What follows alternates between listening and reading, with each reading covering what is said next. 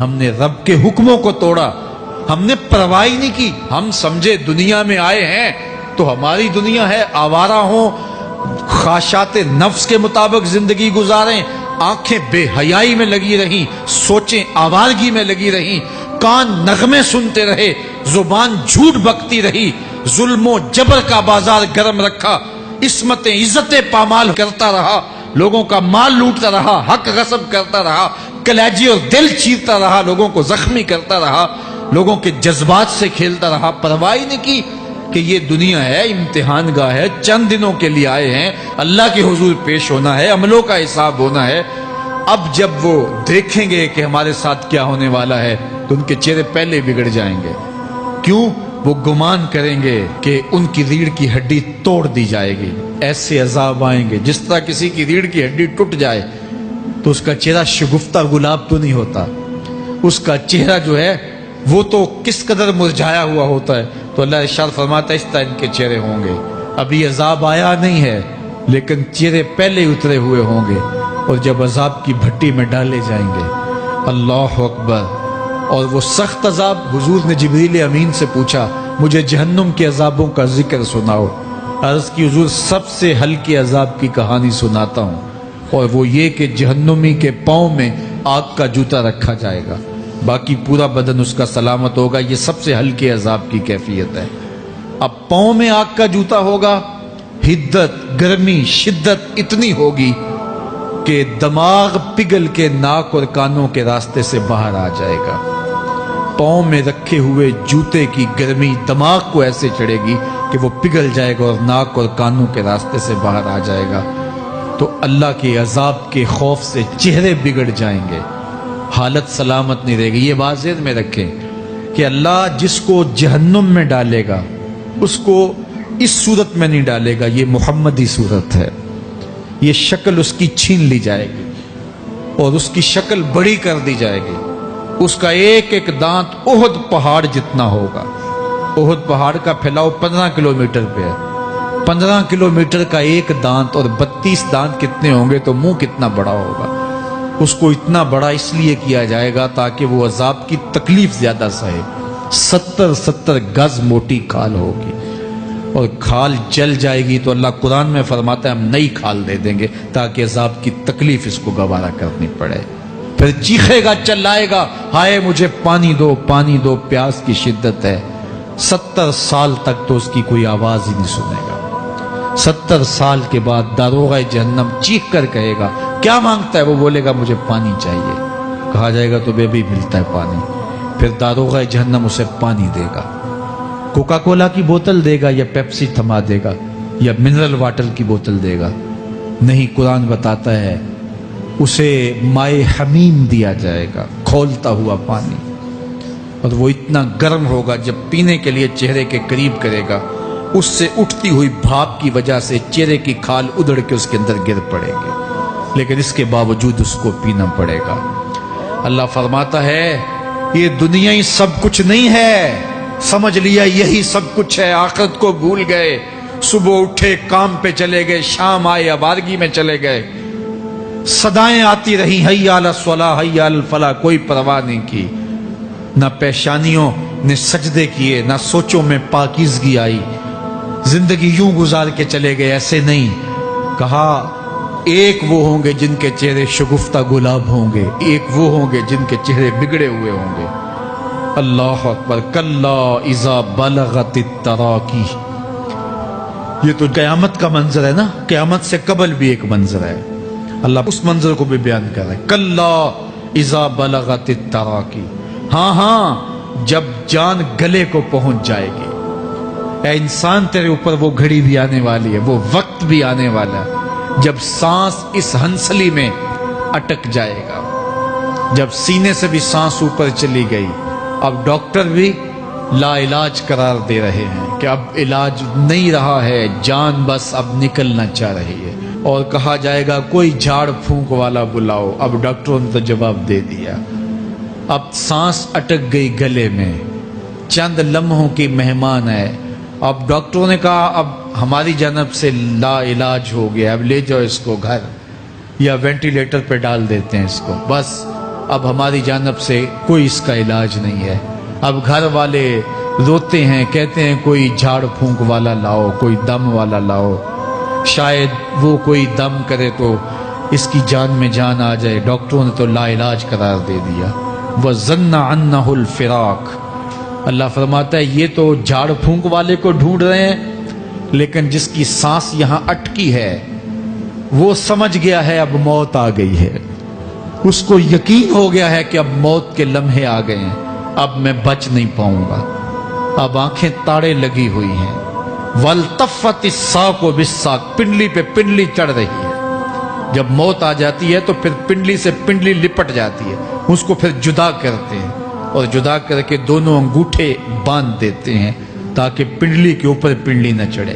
اللہ وہ منظر بیان کرتا ہے, صاحب یہ وقت آنے والا ہے جب دونوں انگوٹھے باندھ دیے جائیں گے, جب ناک میں روئی ٹھونس دی جائے گی, جب چٹے لباس میں کفن دیا جائے گا, جب غسال کے سامنے بے بس پڑے ہوں گے, وہ چاہے یہ بازو اٹھائے چاہے یہ بازو اٹھائے, گرم پانی ڈالے یا سرد پانی ڈالے, جب بس پڑے ہوئے ہوں گے جو ہے وہ غسل دینے والوں کے, اور ناک میں روئی ہوگی اور دونوں انگوٹھے آپس میں بندھے ہوں گے. یہ محل, یہ ماڑی, یہ کوٹھیاں, یہ بنگلے جس کو سویر شام لگ کے حلال حرام کی تمیز کیے بغیر بنایا تھا, غوث اعظم رضی اللہ تعالیٰ عنہ بولے مکان بنا رہا ہے, بسیں گے اور حساب تو جا کے دے گا. اور یہ تو ایک رات بھی تجھے اس گھر کے اندر نہیں رکھیں گے کہ چلو ایک رات مہمان رکھ لیں. کہتے ہیں نہیں نہیں, مہمانوں نے بھی جانا ہے تو جلدی کرو, اس کو سپرد کراؤ. وہ تو تیرا لباس بھی پھاڑ کے اتاریں گے, خود غسل دینے کے لیے تیار بھی نہیں ہے. تجھ سے خوف آنے لگا ہے, جاندی واری ڈرونا بنے ہوتے, ہاتھ نہ لاندے ڈر دے, جنہ لئی تو پاپ کمائے اج کتھے نہیں تیرے کر دے. آج تو وہ تیرے ساتھ تجھے غسل دینے کے لیے آمادہ نہیں ہے. وَالْتَفَّتِ السَّاقُ بِالسَّاقِ. جب پنڈلی پہ پنڈلی چڑھنے لگ جائے گی, إِلَىٰ رَبِّكَ يَوْمَئِذٍ الْمَسَاقُ. اس دن تیرے رب کی طرف ہی لوٹ کے جانا ہے. فَلَا صَدَّقَ وَلَا صَلَّىٰ. اس نے نہ تو سچ مانا اور نہ نماز پڑھی. وَلَٰكِنْ كَذَّبَ وَتَوَلَّىٰ. ہاں جھٹلایا اور منہ پھیر کے چل پڑا. ثُمَّ ذَهَبَ إِلَىٰ أَهْلِهِ يَتَمَطَّىٰ. پھر اپنے گھر کو اکڑتا ہوا چلا.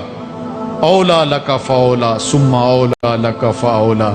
تیری خرابی آ پہنچی, ہاں تیری خرابی آ پہنچی. اَيَحْسَبُ الْإِنسَانُ أَن يُتْرَكَ سُدًى. انسان دنیا میں یہ گمان کرتا ہے اس کو سدا چھوڑ دیا جائے گا. سدا عربی میں ایسے اونٹ کو کہتے ہیں جس کی مہار کسی کے ہاتھ میں نہ ہو. شترے بے مہار, جہاں مرضی جس گھاٹ سے چاہے پانی پیے, جہاں سے مرضی چارہ لے, تو شترے بے مہار کو کہتے ہیں سدا. تو یہ انسان بھی گمان کرتا ہے کہ میں بھی سدا ہوں, مجھے کوئی کیوں پوچھے, میرے جذبات پہ کوئی کیوں قدغن لگائے, مجھے کیوں روکے کوئی. بالخصوص جوانی کے ایام کے اندر جوان کو بڑا ہوتا ہے کہ کوئی مجھے کیوں, وہ تو ماں باپ کے کہنے میں بھی نہیں آنا چاہتا. وہ کہتا ہے کیوں مجھے روکتے ہیں, میری جوانی ہے, میرے جذبات ہیں, مجھے آزادی سے جینے دو, کیوں میرے راستے میں رکاوٹ بنتے ہو, میں سدا ہوں. اللہ فرماتا ہے نہیں, ایک اونٹ تو سدا ہو سکتا ہے جس کو میں نے اشرف المخلوقات بنایا ہے, اس کو تو سدا نہیں چھوڑوں گا, اس کو تو پابند بناؤں گا حکام کا. اب وہ کہتا ہے کہ نہیں نہیں, یہ کیسے دوبارہ اٹھائے جائیں گے. اب دوبارہ وہی بات پھر آ گئی. الم یک نطفۃ من منی یمنا. اللہ فرماتا ہے ایک بوند تھی نا, پانی کا ایک قطرہ تھا جو رحم مادر میں رکھا گیا. ثم کان علقہ, پھر وہ پانی کا قطرہ لوتھڑا بنا. فخلق فسوی, پھر اللہ نے اسے پیدا فرمایا اور پھر ٹھیک ہموار کیا. فجعل منہ الزوجین الذکر والانثی, پھر اس سے وہ جوڑ بنائے, کوئی مرد بنایا کوئی عورت بنائی.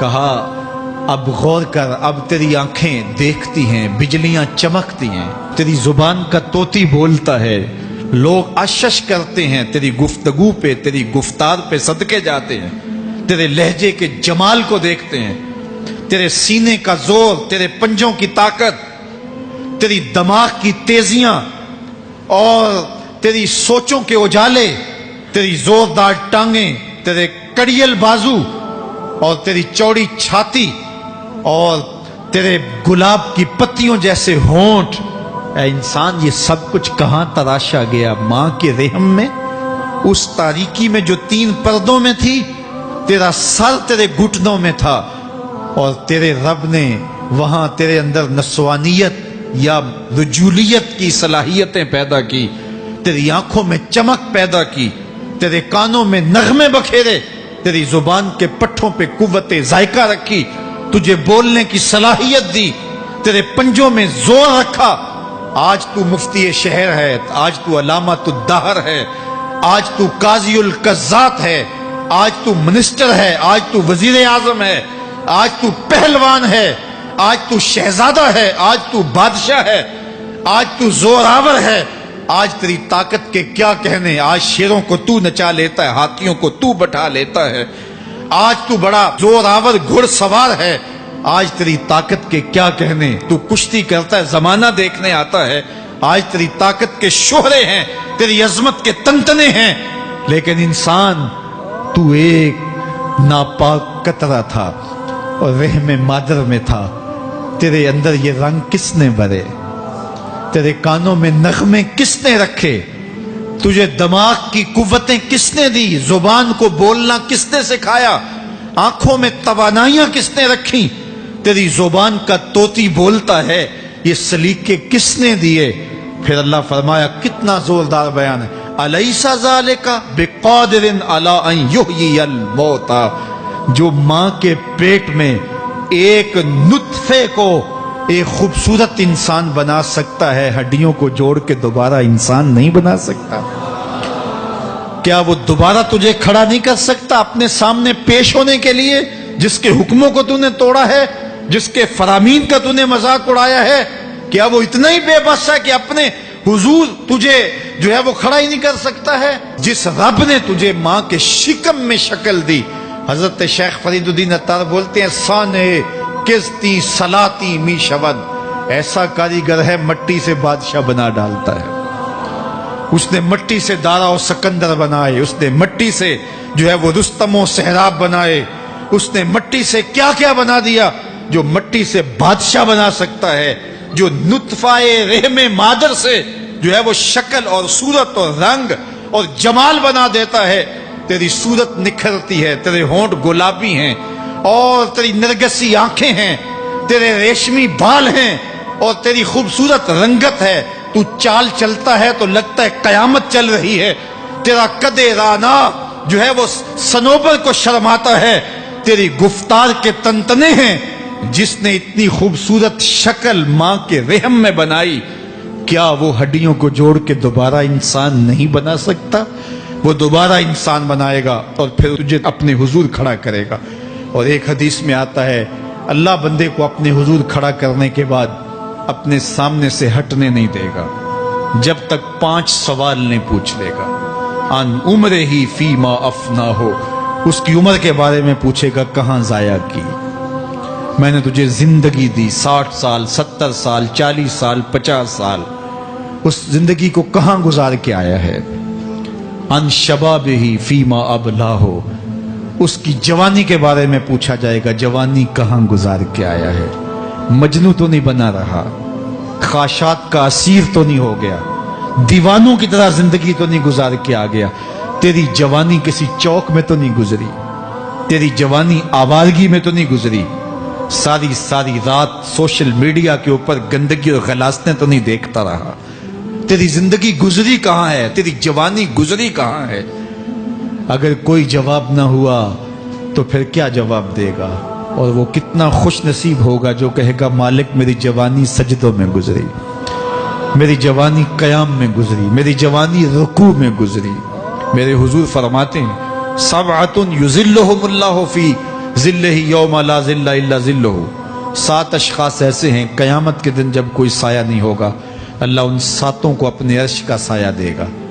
ان میں سے دوسرا شخص میرے حضور نے بیان فرمایا، وشاب نشأ فی عبادت اللہ، وہ جوان جس کی جوانی اللہ کی عبادت میں گزری۔